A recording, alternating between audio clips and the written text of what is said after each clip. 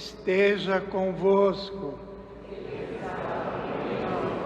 Proclamação do Santo Evangelho de nosso Senhor Jesus Cristo, segundo São Marcos. Naquele tempo,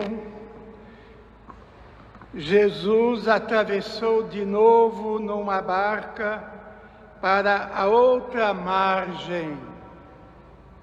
Uma numerosa multidão se reuniu junto dele e Jesus ficou na praia.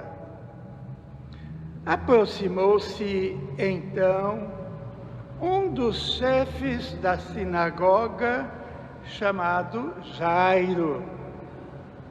Quando viu Jesus, caiu a seus pés e pediu com insistência: minha filhinha está nas últimas. Vem e põe as mãos sobre ela para que ela sare e viva.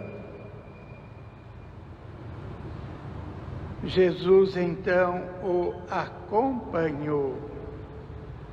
Uma numerosa multidão o seguia e o comprimia. Ora, achava-se ali uma mulher que há 12 anos estava com uma hemorragia. Tinha sofrido nas mãos de muitos médicos. Gastou tudo o que possuía e, em vez de melhorar, piorava cada vez mais. Tendo ouvido falar de Jesus, aproximou-se dele por trás, no meio da multidão, e tocou na sua roupa. Ela pensava: se eu ao menos tocar na roupa dele, ficarei curada. A hemorragia parou imediatamente e a mulher sentiu dentro de si que estava curada da doença. Jesus logo percebeu que uma força tinha saído dele e, voltando-se no meio da multidão, perguntou: quem tocou na minha roupa? Os discípulos disseram: estás vendo a multidão que te comprime e ainda pergunta: quem me tocou? Ele, porém, olhava ao redor para ver quem havia feito aquilo. A mulher, cheia de medo e tremendo, percebendo o que lhe havia acontecido, veio e caiu aos pés de Jesus e contou-lhe toda a verdade. E ele lhe disse: filha, a tua fé te curou. Vai em paz e fica curada desta doença. Ele estava ainda falando quando chegaram alguns da casa do chefe da sinagoga e disseram a Jairo: tua filha morreu, por que ainda incomodar o mestre? Jesus ouviu a notícia e disse ao chefe da sinagoga: não tenhas medo, basta ter fé. E não deixou que ninguém o acompanhasse, a não ser Pedro, Tiago e seu irmão João. Quando chegaram à casa do chefe da sinagoga, Jesus viu a confusão e como estavam chorando e gritando. Então, ele entrou e disse: por que essa confusão e este choro? A criança não morreu, mas está dormindo. Começaram, então, a caçoar dele, mas ele mandou que todos saíssem, menos o pai e a mãe da menina, e os 3 discípulos que o acompanhavam. Depois, entraram no quarto onde estava a criança. Jesus pegou na mão da menina e disse: Talita cum, que quer dizer: menina, levanta-te. Ela levantou-se e imediatamente começou a andar, pois tinha 12 anos. E todos ficaram admirados. Ele recomendou com insistência que ninguém ficasse sabendo daquilo e mandou dar de comer à menina. Palavra da salvação. Pelas palavras do Santo Evangelho, sejam perdoados os nossos pecados. Queiram sentar-se, por favor.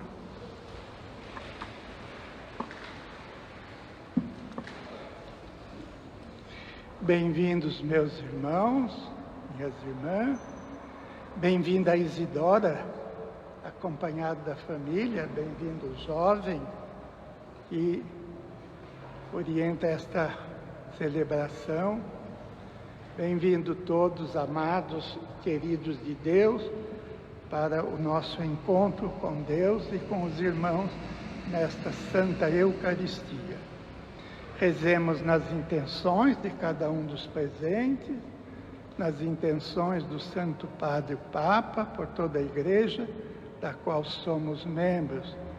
Sejam todos bem-vindos. Ouvimos nesta celebração a Palavra de Deus. A Palavra de Deus é como uma luz para a nossa vida, como nos lembra o Salmo 118, nos versos 105. É a luz que ilumina os nossos caminhos e orienta os nossos passos. A segunda leitura que ouvimos nesta celebração, São Paulo trata de uma coleta em favor da Igreja de Jerusalém. São Paulo, então, escreve à comunidade da Igreja de Corinto, lembrando que ele esteve na Macedônia, como também na Galácia, que lá fizeram a coleta. E neste trecho, São Paulo lembra de 2 fatos muito importantes. O primeiro, que Jesus Cristo, rico, se fez pobre para nos enriquecer. São Paulo, então, está falando do mistério da encarnação de Jesus.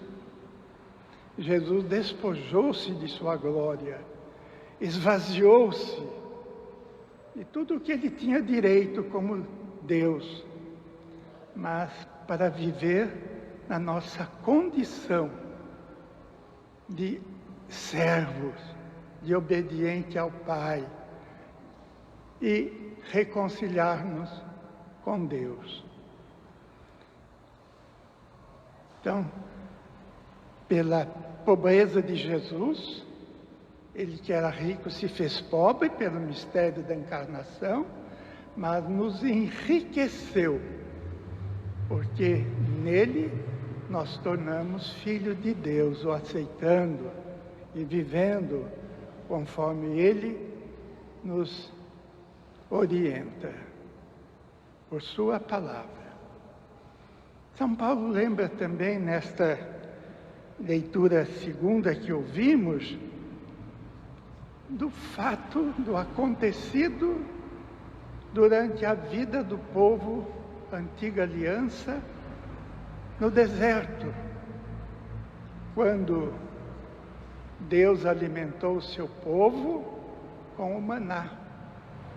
Se havia 5 pessoas, recolhia 5 medidas para as pessoas. Se recolhesse demais, apodrecia. Quem tinha 10, recolhia para 10. E na sexta-feira, isto é, no 6º dia, recolhia em dobro, porque no sábado era o dia do repouso. E São Paulo lembra, olha, quem recolheu pouco, não faltou. E quem recolheu mais, porque era mais na casa, não sobrou.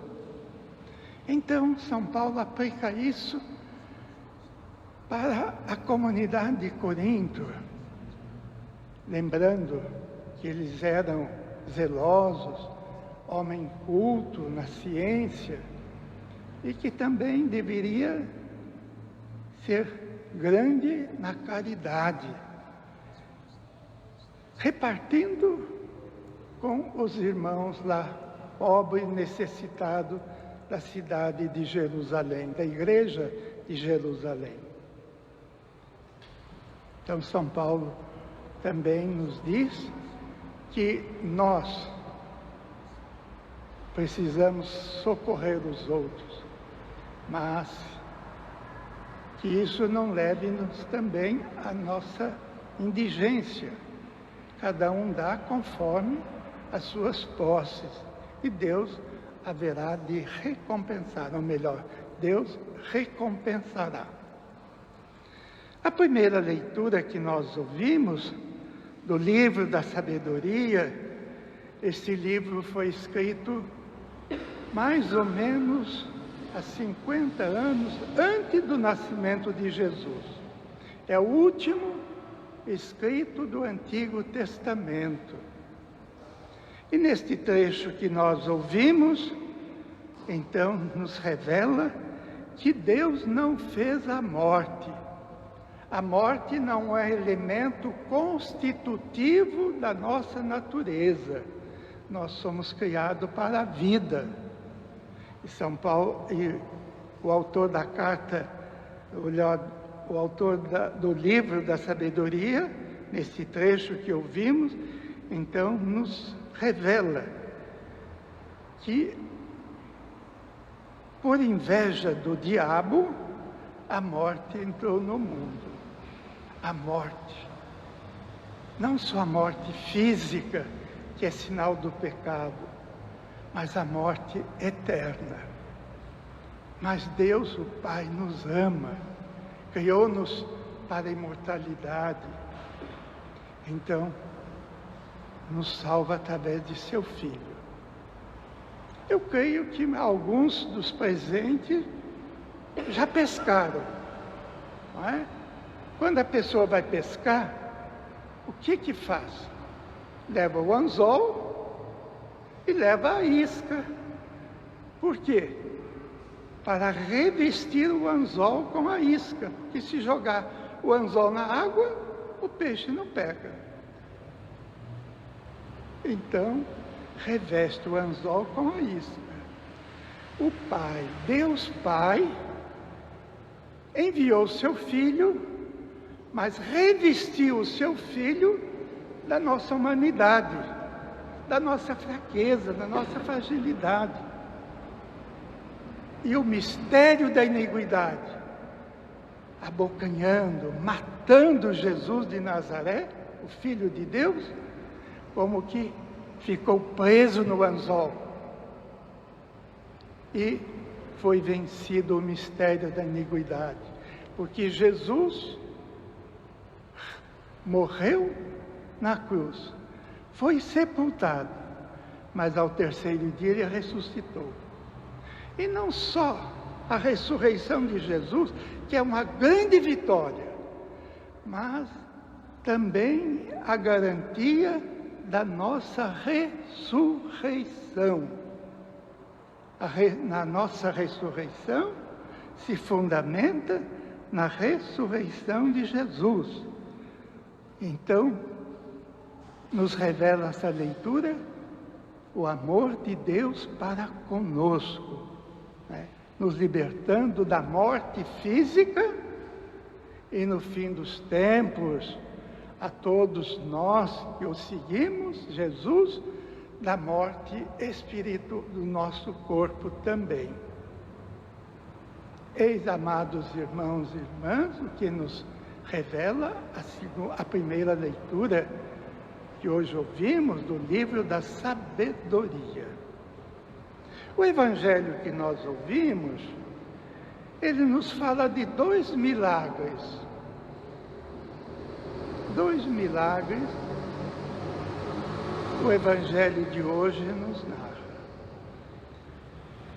Jesus, rodeado da multidão, Jairo, o chefe da sinagoga, vem pedir que Jesus vá à sua casa e pôr as mãos sobre a filha pequena que estava agonizante, que ia morrer. E Jesus então o acompanha. Mas grande multidão segue Jesus, comprime Jesus. E naquela multidão havia uma mulher que há 12 anos sofria de uma hemorragia. E ela pensou consigo, se eu tocar ao menos na roupa dele, eu ficarei curada. E assim ela procedeu. Quando ela tocou, ela sentiu que a doença havia ido embora, que ela ficou sã. Todos nós que moramos na cidade temos relógio de luz. Quando liga, por exemplo, o chuveiro, a gente vê o relógio correndo. Então o relógio é sensível ao consumo. Se nós colocarmos o dedo num fio elétrico energizado, nós levamos o choque. Jesus, como que aquele relógio que alguém tocou nele com fé, ele sentiu que uma graça, que um bem dele saiu para alguém. E ele pergunta, quem foi que me tocou? Aquela mulher, como que havia tocado num fio energizado, ela sentiu dentro de si, como a pessoa toca num fio energizado, leva um choque, ela sentiu a cura. Mas Jesus insistia, quem tocou na minha roupa? Quem foi? A mulher estava tremendo e com medo. Por quê? Porque, segundo as leis judaicas da época, uma mulher que tivesse esse fluxo de sangue, tocasse numa pessoa, ficava impuro e deixava a outra pessoa impura. Ela então pensava, ele vai dar um pega em mim, ele vai me repreender. Por isso ela foi tremendo e com medo se apresentar a Jesus. E Jesus teve outra reação, não aquela dos mestres da lei, mas de bondade. Filha, a tua fé te salvou. Jesus não a repreendeu. Jesus a elogiou, a tua fé te salvou. E nisto chega os da casa de Jairo para dizer, tua filha morreu, não adianta incomodar o mestre, ela já morreu. Jesus, ouvindo, disse, não se preocupe, apenas crê, falou para Jairo, o pai da menina. E foi. Chegando lá, estava um alvoroço. Contratavam-se pessoas para chorar pela família, as chamadas carpideiras, aquela lamentação. E Jesus disse, por que essa confusão toda? Não, a menina não está morta, ela está dormindo. Caçoaram dele, olha, zombaram de Jesus. Enquanto a mulher, o pai da menina tinham fé, esses não tinham fé. Caçoaram, zombaram de menino, de Jesus. Mas Jesus mandou que todos saíssem, menos o pai, a mãe e os 3 discípulos. E entrando no quarto, tomou a mão da menina e disse, Talita cum, que quer dizer, menina, levanta-te. E ela levantou. E começou a andar porque tinha 12 anos. Jesus então fez o milagre. Mas Jesus quer a nossa colaboração. Como é que terminou o Evangelho? Dar de comer para a menina. O que só ele podia fazer, ele fez. Dar vida para a pessoa que estava morta. Mas alimentar, os outros podiam fazer. E o fizeram. Amados irmãos e irmãs, este Evangelho nos fala da fé. A fé é acreditar em Jesus. Ele nos libertou da morte pelo nosso batismo. Ele nos libertou da morte muitas e muitas vezes do nosso pecado pelo sacramento da penitência, por suas graças dispensadas a nós, sobretudo na Eucaristia. E nós temos fé? Temos. O que estamos fazendo aqui? Os senhores e as senhoras? Porque tem fé. Se não tivesse fé, não teria vindo aqui. Mas creem que Jesus está presente, que a celebração da Eucaristia perpetua, torna-se presente o sacrifício da cruz. Nós cremos que Jesus está presente.